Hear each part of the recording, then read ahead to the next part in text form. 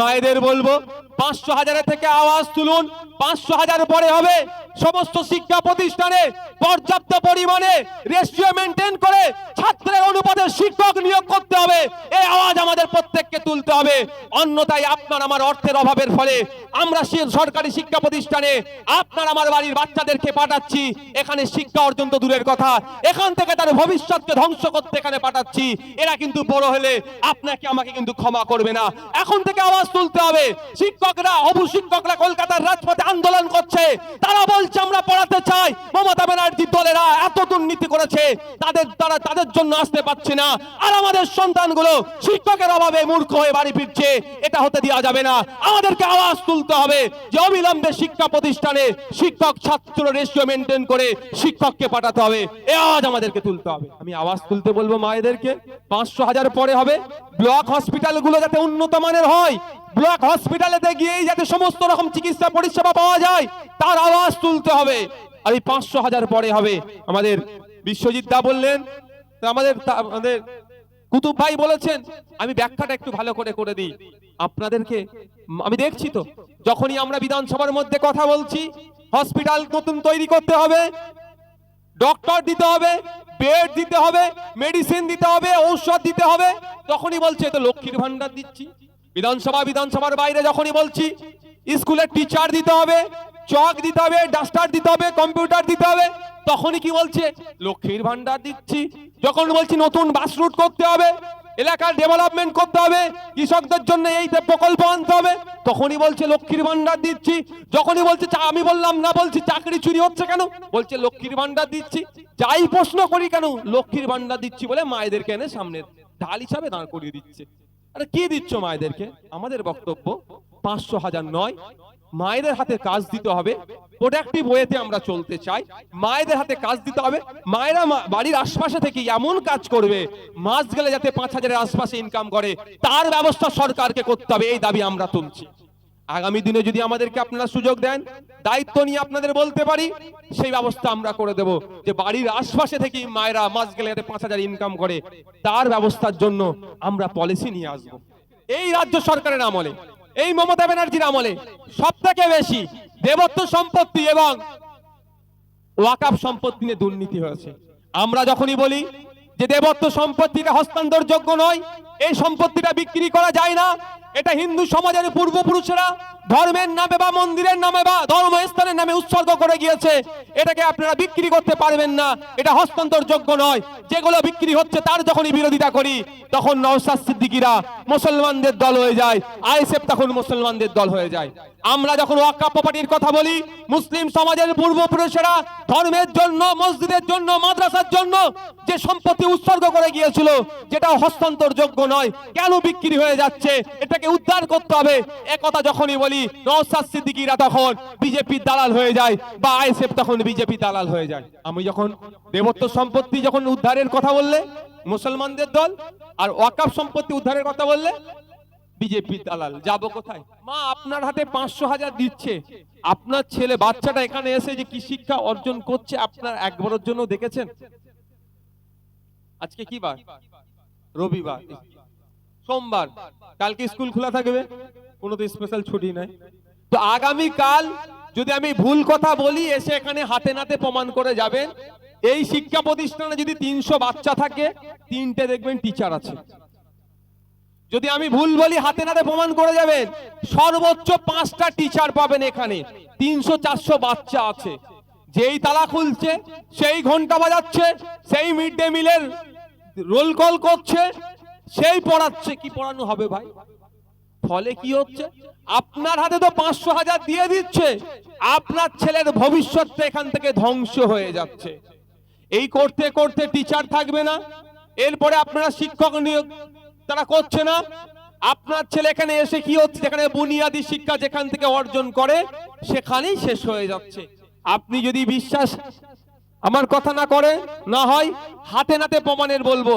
আজকে বাড়ি যাবেন, ক্লাস 4-এর বাচ্চা আপনার বাড়িতে যদি থাকে, ক্লাস 5-এর বাচ্চা থাকে, ক্লাস 6-এর বাচ্চা আছে, ক্লাস 4-এর বাচ্চাকে বলবেন বাবু ক্লাস 4 ইংলিশে বানান করতে, দেখে নেবেন প্রমাণ।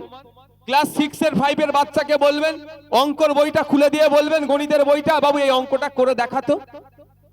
দেখে নেবেন আপনারা যে নওশাদ ভাই ভুল বলছে কি ঠিক বলছে। দেখবেন ক্লাস 4 এর বাচ্চাটা ইংলিশে 4 বানান করতে পারবে না, 5-6 এর বাচ্চাটা অঙ্কটাও করতে পারবে না।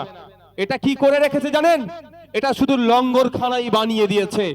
আপনার আমার বাড়ির ছেলেরা এখানে আসবে, একটু কিছু খেতে পাচ্ছে, শিক্ষা ব্যবস্থাকে ধ্বংস করে দিচ্ছে। আর নেতাদের ছেলেরা বেসরকারি শিক্ষা প্রতিষ্ঠানে দিয়ে নেতার ছেলে নেতা হবে, আর আপনার আমার ছেলেকে লাঠিয়াল বানানোর জন্য শুরু থেকেই মূর্খ করে রেখে দিয়েছে। তাই মায়েদের বলবো, 500,000 থেকে আওয়াজ তুলুন। 500,000 পরে হবে। সমস্ত শিক্ষা প্রতিষ্ঠানে পর্যাপ্ত পরিমাণে রেশিও মেনটেন করে ছাত্রের অনুপাতে শিক্ষক নিয়োগ করতে হবে। এই আওয়াজ আমাদের প্রত্যেককে তুলতে হবে। অন্যথায় আপনার আমার অর্থের অভাবের ফলে আমরা সরকারি শিক্ষা প্রতিষ্ঠানে আপনার আমার বাড়ির বাচ্চাদেরকে পাঠাচ্ছি, এখানে শিক্ষা অর্জন তো দূরের কথা, এখান থেকে তার ভবিষ্যৎকে ধ্বংস করতে এখানে পাঠাচ্ছি। এরা কিন্তু বড় হলে আপনাকে আমাকে কিন্তু ক্ষমা করবে না। এখন থেকে আওয়াজ তুলতে হবে। শিক্ষকরা, হবু শিক্ষকরা কলকাতার রাজপথে আন্দোলন করছে, তারা বলছে আমরা পড়াতে চাই। মমতা ব্যানার্জি দলেরা এত দুর্নীতি করেছে, তাদের জন্য আসতে পারছে না, আর আমাদের সন্তানগুলো শিক্ষকের অভাবে মূর্খ হয়ে বাড়ি ফিরছে। এটা হতে দেওয়া যাবে না। আমাদেরকে আওয়াজ তুলতে হবে যে অবিলম্বে শিক্ষা প্রতিষ্ঠানে শিক্ষক ছাত্র রেশিও মেনটেন করে শিক্ষককে পাঠাতে হবে। এই আওয়াজ আমাদেরকে তুলতে হবে, আওয়াজ তুলতে হবে। আপনি যদি মনে করেন ওই হচ্ছে হোক, ওই নেতার ছেলে নেতা হবে, বড় সাহেবের ছেলে সাহেব হবে, আর আপনার আমার পাড়ার যেগুলো আছে কি হবে বলুন তো? ওই লক্ষণের ছেলেরও যা অবস্থা হবে, আর হবিবরের ছেলেরও এক অবস্থা হবে। ওরা ফ্যাটা খেলবে এখানে। লক্ষণ আর হবিবরকে আলাদা করে দিবার বিশাল অপচেষ্টা চলছে। এরা দুজন এক জায়গায় থাকলেই তো অধিকারের কথা বলবে, এদেরকে আলাদা করে দাও, তাহলে অধিকারের কথাটা কম উঠবে।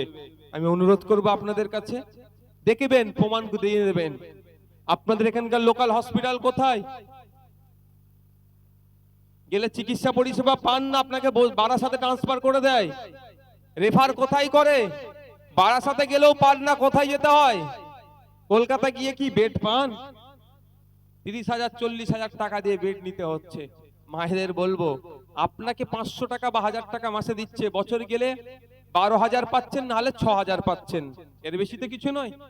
তো আপনার বাড়ির কোন সদস্য বা সদস্যার, আমি বলছি, একটা মায়ের বা একটা বোন তার সন্তান প্রসব করতে গেলে সরকারি জায়গাতে গিয়ে বেড পায় না, ফলে কোথায় যেতে হচ্ছে? বেসরকারি হসপিটাল গুলোতে যেতে হচ্ছে। একবারে গেলে কত বিল হয় জোরে বলুন?